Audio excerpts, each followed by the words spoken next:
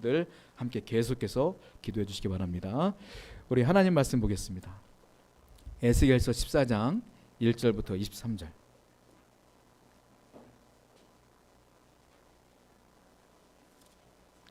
에스겔서 14장 1절부터 23절입니다. 굉장히 길거든요. 1절부터 23절까지 어떻게 할까 고민하다가 그냥 다 읽기로 했어요. 여러분 하나님 말씀을 천천히 한번 같이 읽어볼게요. 1절부터 23절까지.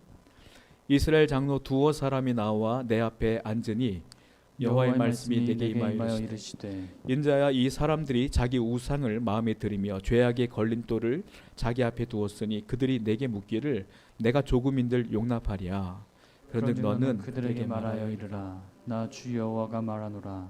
이스라엘 족속 중에 그 우상을 마음에 들이며 죄악의 걸림돌을 자기 앞에 두고 선지자에게로 가는 모든 자에게 나 여호와가 그 우상의 수요대로 보응하리니. 이는 이스라엘 족속이 다 그 우상으로 말미암아 나를 배반하였으므로 내가 그들이 마음 먹은 대로 그들을 잡으려 함이라. 그런즉 너는 이스라엘 족속에게 이르기를 주 여호와의 말씀에 너희는 마음을 돌이켜 우상을 떠나고 얼굴을 돌려 모든 가증한 것을 떠나라. 이스라엘 족속과 이스라엘 가운데에 거류하는 외국인 중에 누구든지 나를 떠나고 자기 우상을 마음에 들이며 죄악의 걸림돌을 자기 앞에 두고 자기를 위하여 내게 묻고자 하여 선지자에게 가는 모든 자에게는 나 여호와가 친히 응답하여 그 사람을 대적하여 그들을 놀라움과 표징과 속담거리가 되게 하여 내 백성 가운데서 끊으리니 내가 여호와인 줄을 너희가 알리라. 만일 선지자가 유혹을 받고 말을 하면 나 여호와가 그 선지자를 유혹을 받게 하였음이거니와 내가 손을 펴서 내 백성 이스라엘 가운데에서 그를 멸할 것이라. 선지자의 죄악과 그에게 묻는 자의 죄악이 같은즉 각각 자기의 죄악을 담당하리니. 이는 이스라엘 족속이 다시는 미혹되어 나를 떠나지 아니하게 하며 다시는 모든 죄로 스스로 더럽히지 아니하게 하여 그들을 내 백성으로 삼고 나는 그들의 하나님이 되려 함이라. 주 여호와의 말씀이니라. 여호와의 말씀이 또 내게 임하여 이르시되 인자야, 가령 어떤 나라가 불법을 행하여 내게 범죄하므로 내가 손을 그 위에 펴서 그 의지하는 양식을 끊어 기근을 내려 사람과 짐승을 그 나라에서 끊는다 하자. 비록 노아, 다니엘, 욥 이 세 사람이 거기에 있을지라도 그들은 자기의 공의로 자기의 생명만 건지리라. 나 주 여호와의 말이니라. 가령 내가 사나운 짐승을 그 땅에 다니게 하여 그 땅을 황폐하게 하여 사람이 그 짐승 때문에 능히 다니지 못하게 한다 하자. 비록 이 세 사람이 거기에 있을지라도 나의 삶을 두고 맹세하노니 그들도 자녀는 건지지 못하고 자기만 건지겠고 그 땅은 황폐하리라. 주 여호와의 말씀이니라. 가령 내가 칼이 그 땅에 임하게 하고 명령하기를 칼아 그 땅에 돌아다니라 하고 내가 사람과 짐승을 거기에서 끊는다 하자. 비록 이 세 사람이 거기에 있을지라도 나의 삶을 두고 맹세하노니 그들도 자녀는 건지지 못하고 자기만 건지리라. 나 주 여호와의 말이니라. 가령 내가 그 땅에 전염병을 내려 죽임으로 내 분노를 그 위에 쏟아 사람과 짐승을 거기에서 끊는다 하자. 비록 노아, 다니엘, 욥이 거기에 있을지라도 나의 삶을 두고 맹세하노니 그들도 자녀는 건지지 못하고 자기의 공의로 자기의 생명만 건지리라. 주 여호와의 말씀이니라. 주 여호와께서 이같이 이르시되 내가 나의 네 가지 중한 벌을 곧 칼과 기근과 사나운 짐승과 전염병을 예루살렘에 함께 내려 사람과 짐승을 그 중에서 끊으리니 그 해가 더욱 심하지 아니하겠느냐. 그러나 그 가운데 피하는 자가 남아 있어 끌려 나오리니 곧 자녀들이라. 그들이 너희에게로 나아오리니 너희가 그 행동과 소행을 보면 내가 예루살렘에 내린 재앙 곧 그 내린 모든 일에 대하여 너희가 위로를 받을 것이라. 같이 읽습니다. 너희가 그 행동과 소행을 볼 때에 그들에 의해 위로를 받고 내가 예루살렘에서 행한 모든 일이 이유 없이 한 것이 아닌 줄을 알리라. 주 여호와의 말씀이니라. 아멘. 기도하겠습니다. 하나님, 이제 예배하는 가운데 귀한 말씀을 듣습니다. 듣는 모든 이에게 진리의 귀한 깨달음이 있게 해주시고 이 진리를 깨달았을 때 그대로 살기로 결단하며 순종할 수 있도록 인도해 주시옵소서. 마음에 부딪힘이 있으면 회개하게 하시고 마음에 알지 못한 걸 깨달았으면 하나님께 나아가는 귀한 시간 될 수 있도록 인도해 주옵소서. 예수님의 이름으로 기도드렸습니다. 아멘. 현대인들은 예전보다 더 똑똑해진 것 같아요. 제가 젊은 사람들하고 제가 젊을 때 20대 때 요즘 20대 애들 스펙을 비교해 보면 저보다 훨씬 똑똑해요. 우리는 영어 공부를 할 때도 문법 위주로 단어 위주로 공부했기 때문에 말을 잘 못하거든요. 발음도 안 좋아. 그런데 요즘 애들은 얼마나 영어도 잘하는지 몰라요. 정말로 스펙이 좋아요. 똑똑해졌어요. 그런데 한번 생각해 봐요. 똑똑해졌고 머리도 좋아졌고 많이 배웠는데 영적으로 그만큼 맑아졌을까? 영적으로 더 깊어졌을까? 그건 아닌 것 같아요. 영적으로는 오히려 더 악해졌고 영적으로는 더 어두워졌다 이런 생각이 들어요. 왜냐하면 여러분 흔히 말하는 점쟁이가 있잖아요. 점쟁이가 오픈을 하면 문을 열면 소문만 내면요 엄청나게 번창해요. 요즘 돈 엄청 벌어요. 소문만 잘 나면. 교회는 개척하면 살아남는 게 용해. 요즘은 목사님들이 여러 가지 통계를 가지고 얘기하는데 예전에는 뭐 7, 80년대는 교회를 개척하면 상가에다 개척하든 어디다 개척하든 뭐 텐트 같은 걸 치든 사람들이 그냥 와가지고 부흥했어. 예전에 개척한 교회는 이상한 교회 아니면 웬만하면 다 부흥했어요. 지금 기라성 같은 교회들은 다 그때 개척한 거거든요.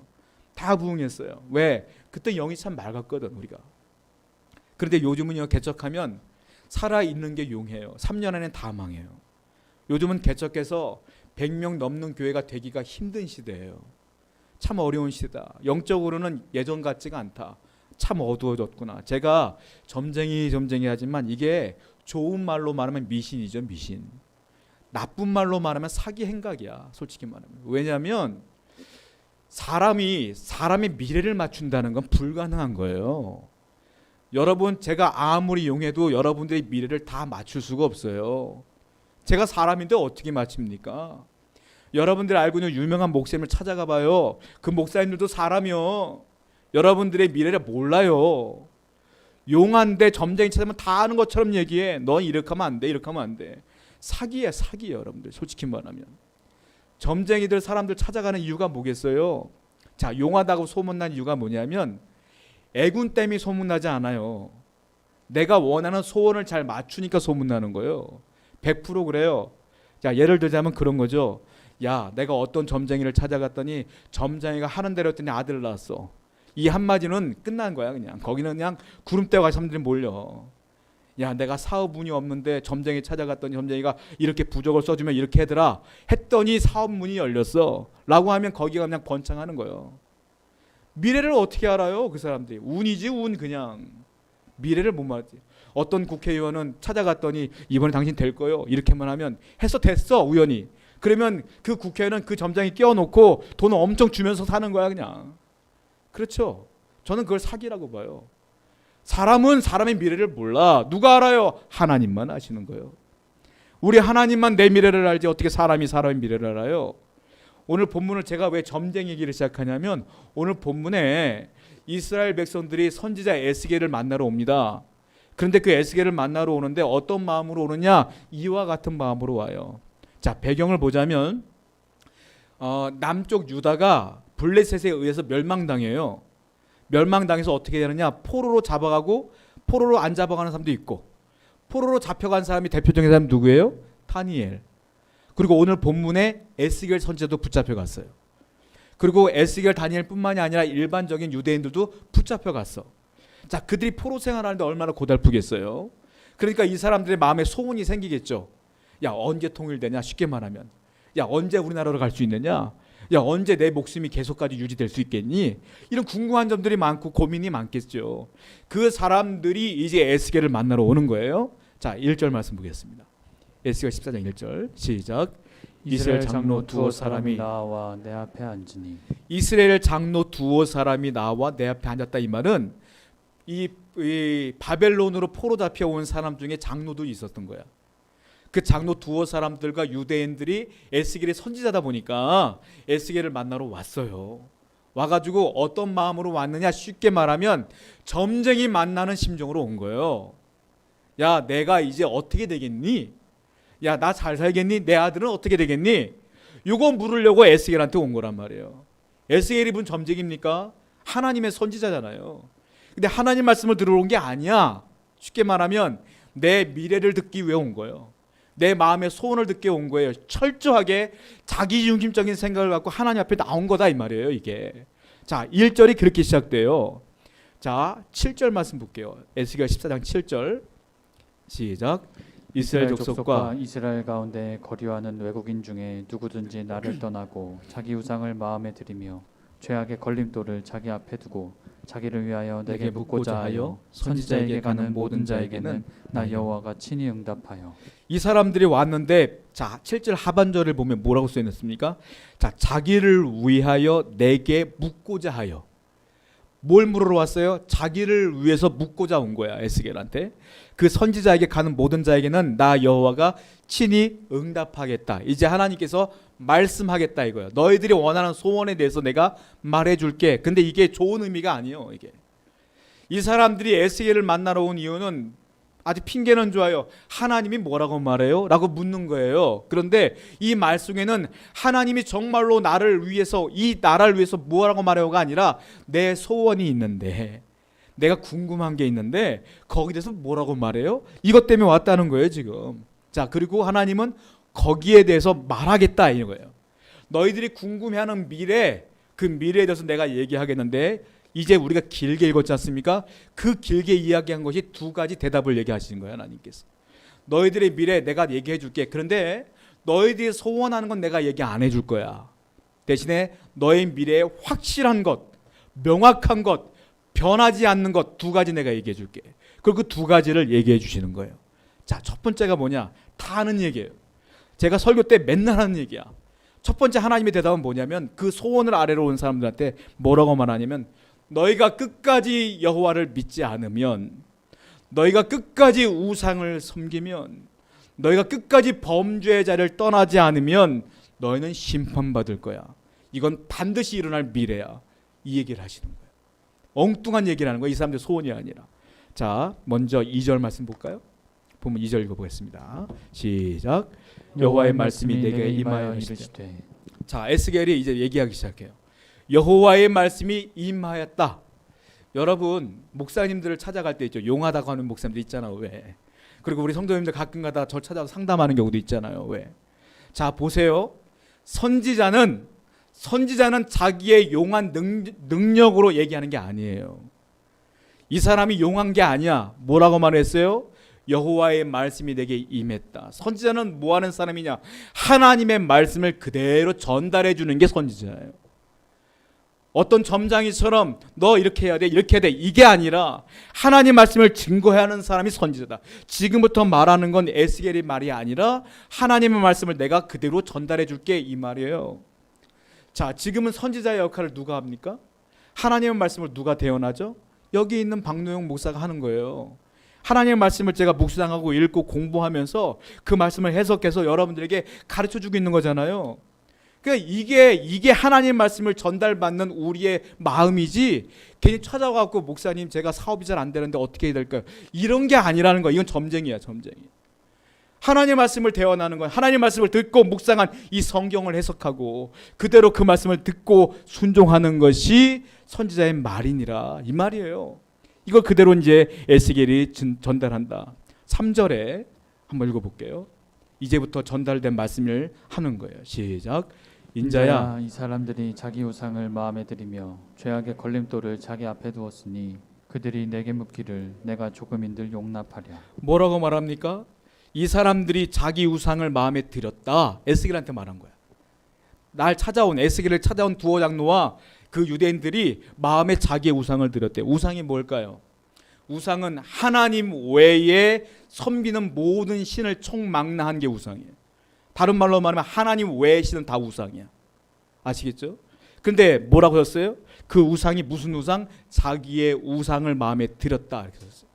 자기의 우상은 뭐냐면 하나님이 말하는 우상은 금부처가 아니라는 거예요.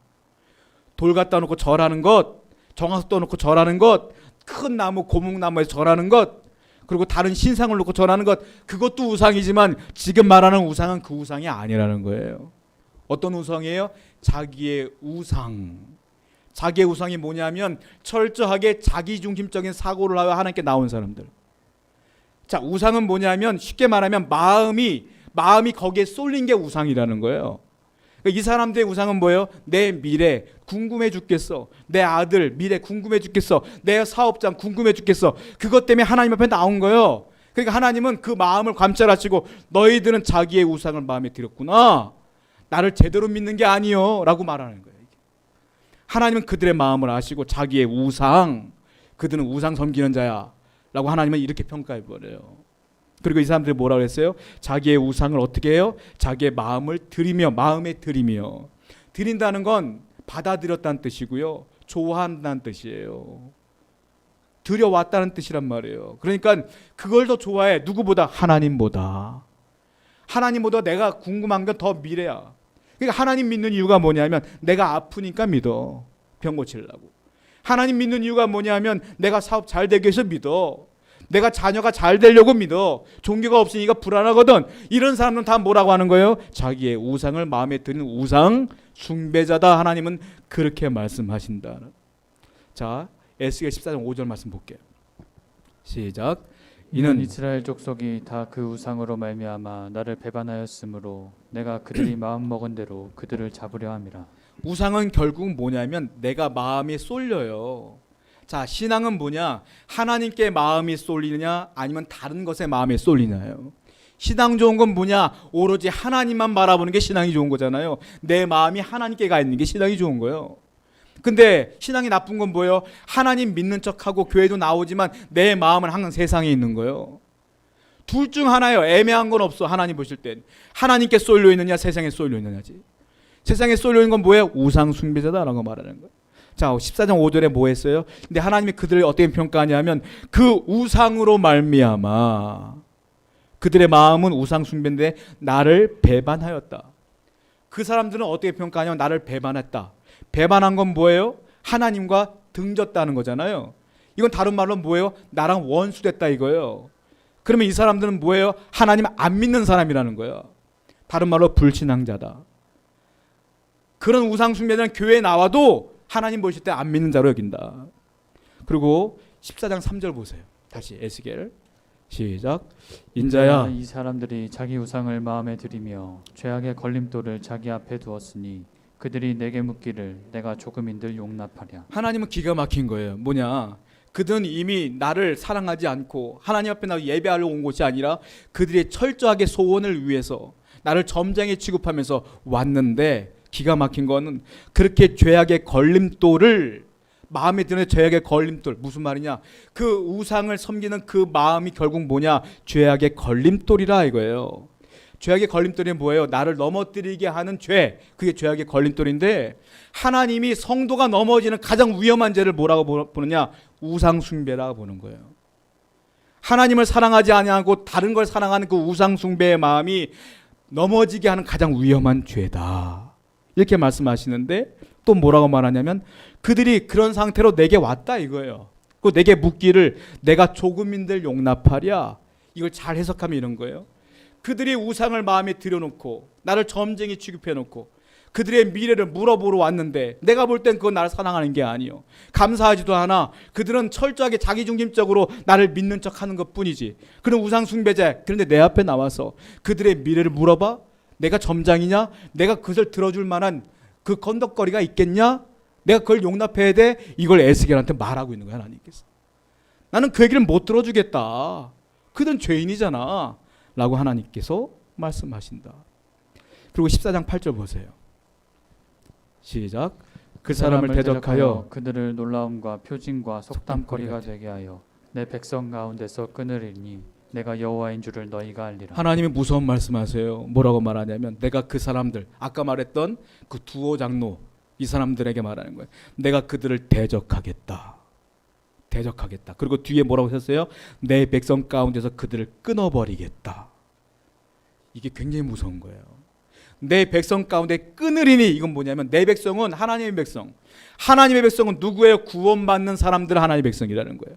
그 백성 가운데 끊는다는 건 뭐냐? 구원 못 받는다 이 말이에요. 그 사람들 구원 못 받아. 거기다가 앞에 뭐라고 했어요? 그 사람을 대적하겠다. 아까 대적은 뭐라 했어요? 원수. 원수는 누구예요? 마귀요, 마귀. 하나님과도 원수는. 그 말은 무슨 말이냐? 그들은 반드시 지옥 형벌에 떨어질 것이다. 무슨 말입니까? 그 죄악을 버리지 않으면, 우상을 버리지 아니하면, 하나님을 믿는 그 믿음이 없으면 내가 그들을 구원받는 백성에서 끊어버릴 거야. 그들이 장로야? 소용없어. 끊어버릴 거야. 그들 대적해버릴 거야. 하나님께서 무섭게 말씀하시는 거야. 이것만 딱 끝나면 우리는 희망이 없어 보여. 근데 감사한 말씀이 또 있죠. 그들이 용서받을 길을 말씀하세요. 에스겔 14장 6절 말씀입니다. 읽어볼게요. 시작. 그런즉 너는 이스라엘 족속에게 이르기를 주 여호와의 말씀에 너희는 마음을 돌이켜 우상을 떠나고 얼굴을 돌려 모든 가증한 것을 떠나라. 그런데 그들이 용서받을 길이 하나 있단다 라고 말씀하시는 게 뭐냐면, 그 이스라엘 족속에 이르기를 주 여호와의 말씀에 너희는 마음을 돌이켜라. 마음의 우상을 어떻게 해요? 그 다음에 떠나버려라. 그리고 얼굴을 들어 모든 가증한 것을 떠나라. 떠나라. 떠나라. 돌이키라. 한마디로 말하면 지금 너희들이 불신앙자이지만 이제는 신앙을 가져라. 이게 유일한 길이다.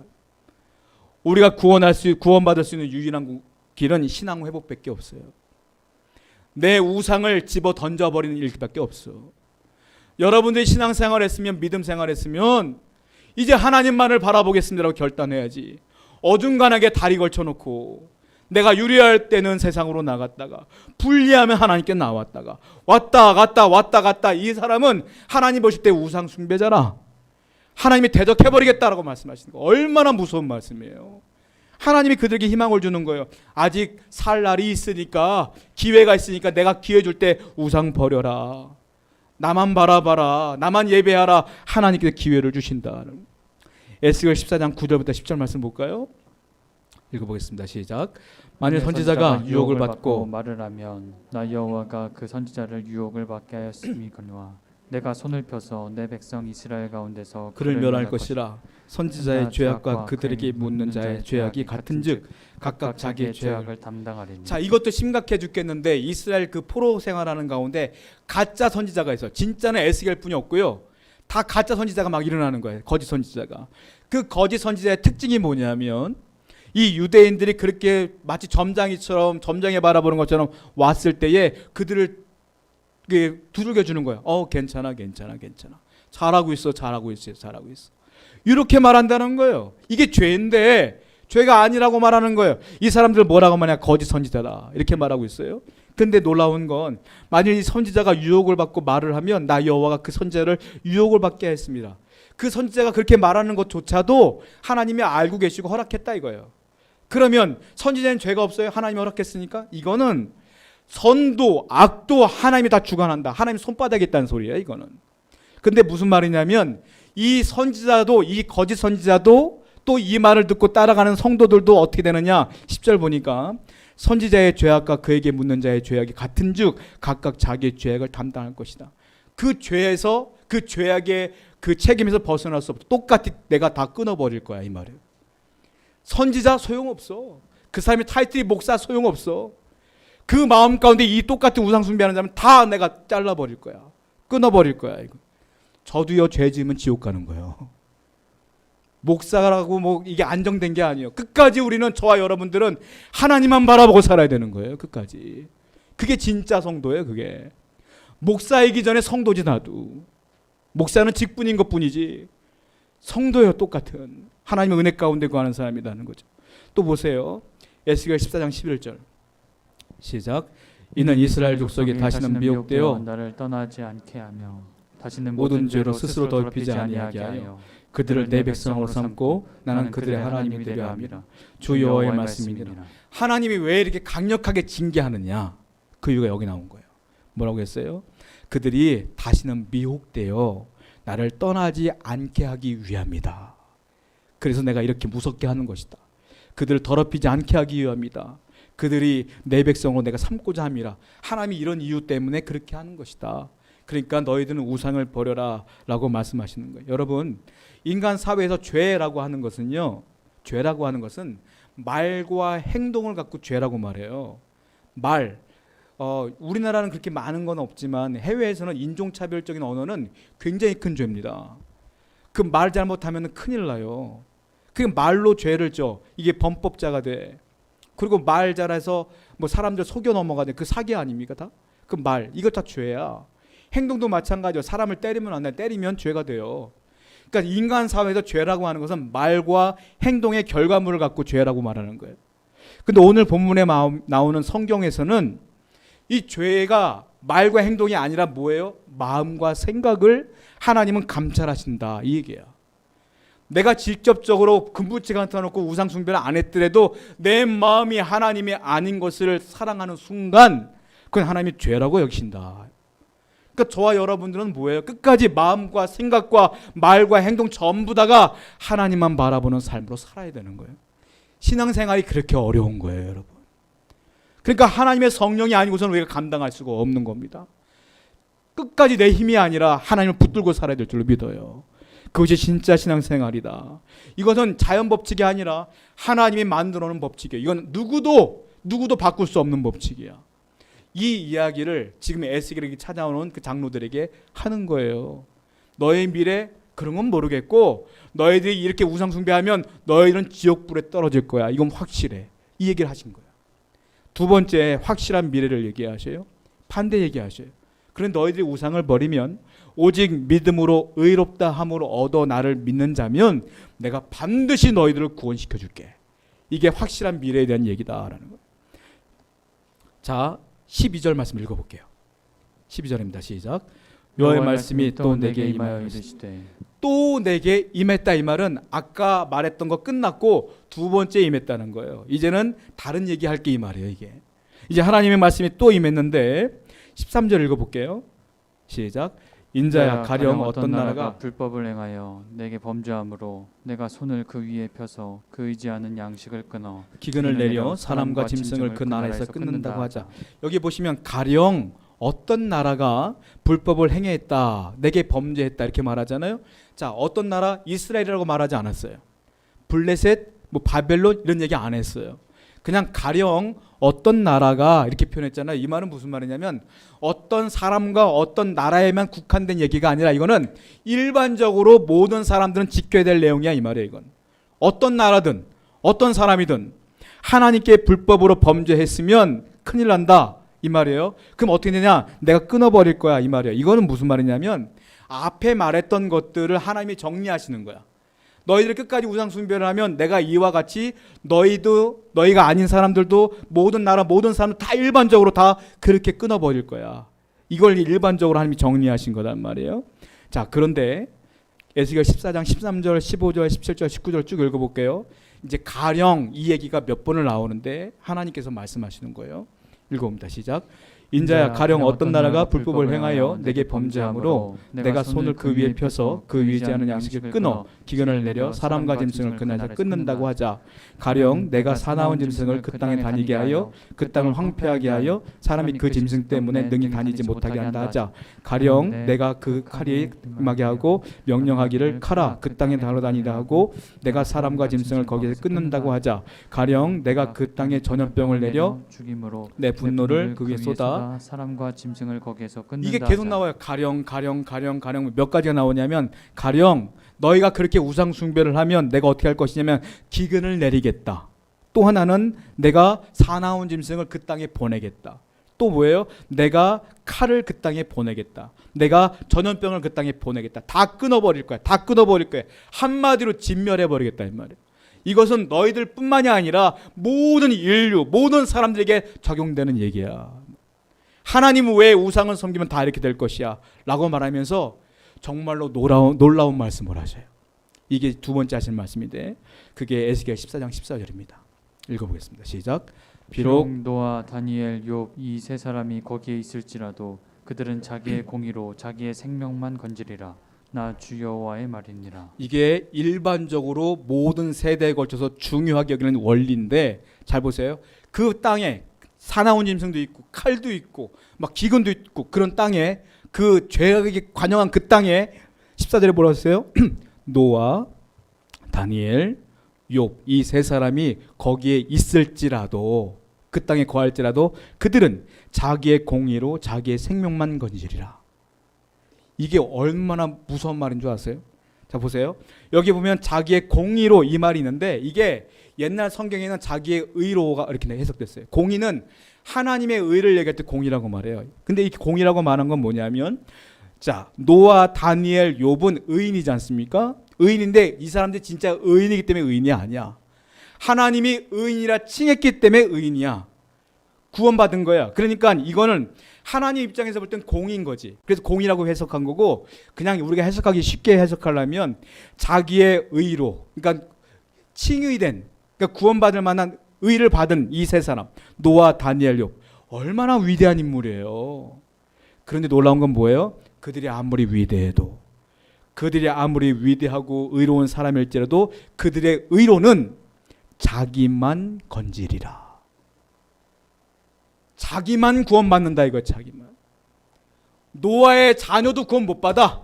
노아만 구원받는 거예요. 욥의 자녀도 안 돼. 욥만 구원받는 거예요. 다니엘도 안 돼. 다니엘의 의로 다니엘만 받는 거다. 이게 놀라운 원리다. 구약 때부터 신약 때까지 끝까지 말씀하시는 원리가 여기 나오는 거예요.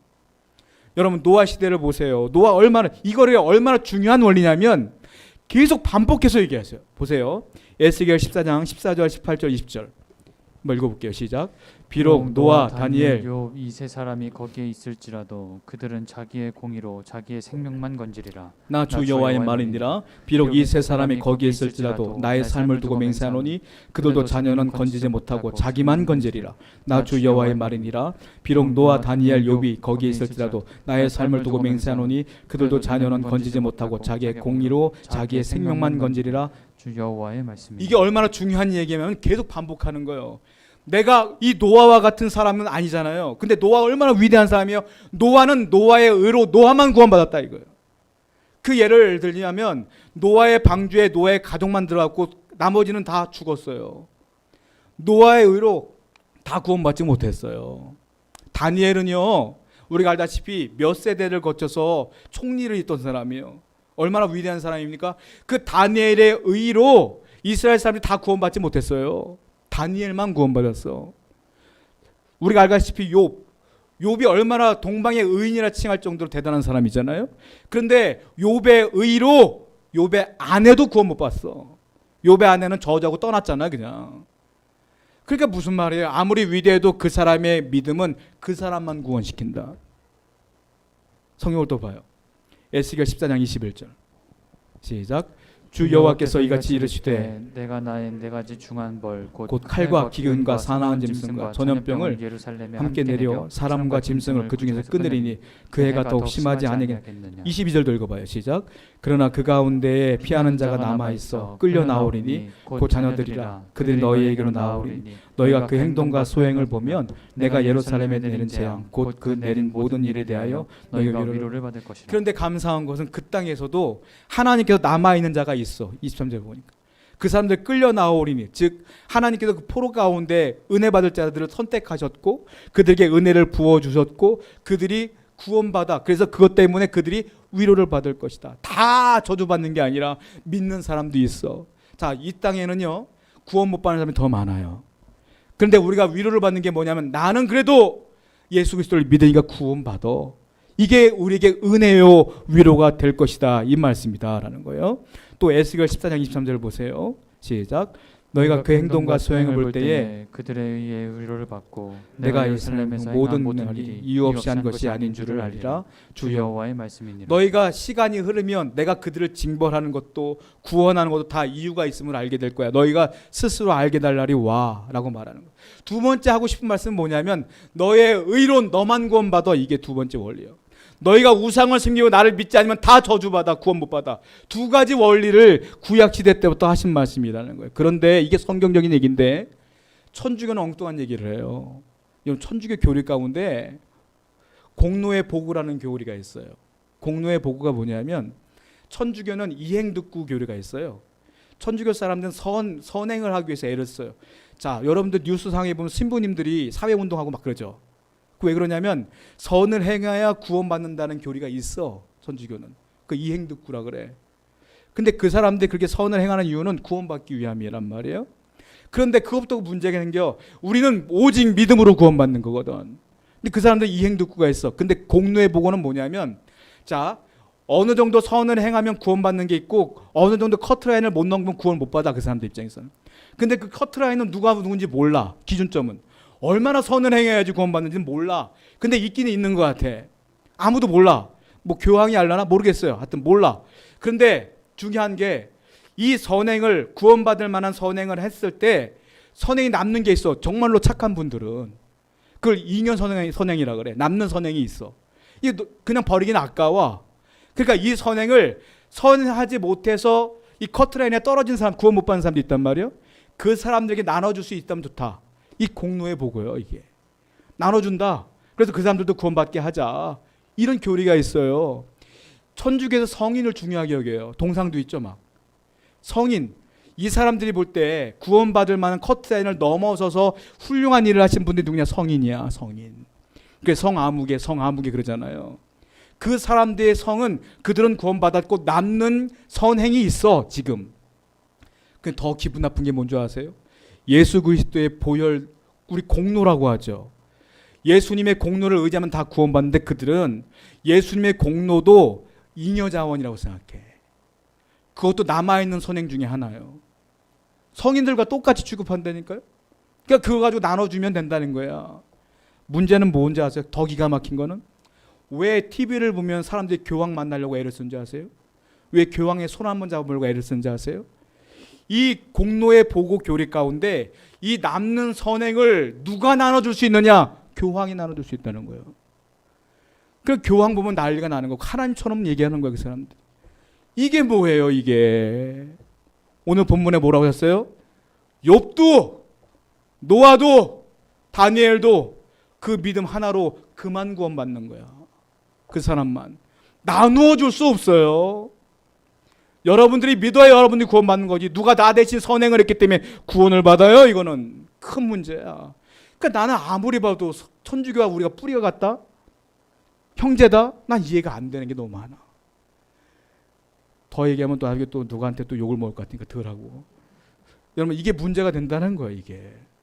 여러분 오늘 본문에서 말하고 싶은 건 뭐냐면 안 믿으면 지옥이요. 믿으면 천국이요. 근데 믿는데 너가 믿는 그 믿음은 너만 구원받는다 이거예요. 저는 목사이고 우리 딸이 있잖아요. 내가 목사이기 때문에 그 딸들이 다 구원받는다? 아니에요. 저 애들이 믿어야 돼. 장로 중에서 이스라엘 장로야. 부모가. 그런데도 안 돼. 내가 믿어야 되는 거예요.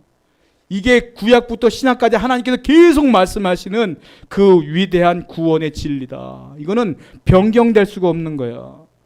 그러니까 여러분들 중요한 게 뭐예요? 여러분들에게 중요한 게 뭐예요? 그래서 예수님이 하늘나라로 올라갈 때 우리에게 부탁한 게 있잖아요. 뭐냐? 너희는 만민에게 복음을 전해다오. 복음을 전해다오. 그래서 그들에게 복음을 듣고 그 스스로 믿음을 가져 구원을 받아야지. 오늘날 위대한 선지자가 누구겠어요? 저는 복음을 전도하는 전도자가 선지자라고 생각해. 여러분들이 전도하지 않으면 여러분들이 가족에게, 친인척에게, 사랑하는 이들에게 복음을 전하지 않으면 성경은 누누이 말하고 있는 거예요. 그 사람들은 구원 못 받아. 여러분들이 아무리 훌륭한 인격자라 할지라도 훌륭한 믿음이 있는 사람이라도 안 돼. 저와 여러분들은 책임이 있습니다. 그래도 감사한 건 시간이 그래도 좀 있어. 이 시간 가운데 계속 기도하시고 계속해서 그들 위해 복음을 증거하는 여러분들을 축원드립니다. 그럴 때 이 모든 은혜가 우리 가족에게, 모든 이들에게 흘러가게 될 줄로 믿습니다. 우리 함께 결단하며 기도했으면 좋겠어요.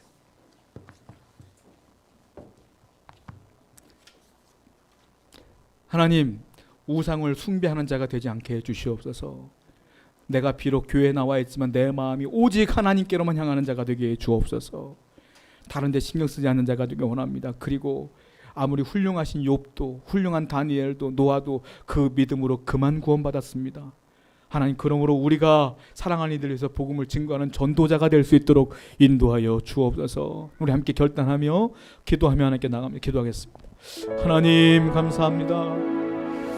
구원받음에 감사합니다. 이것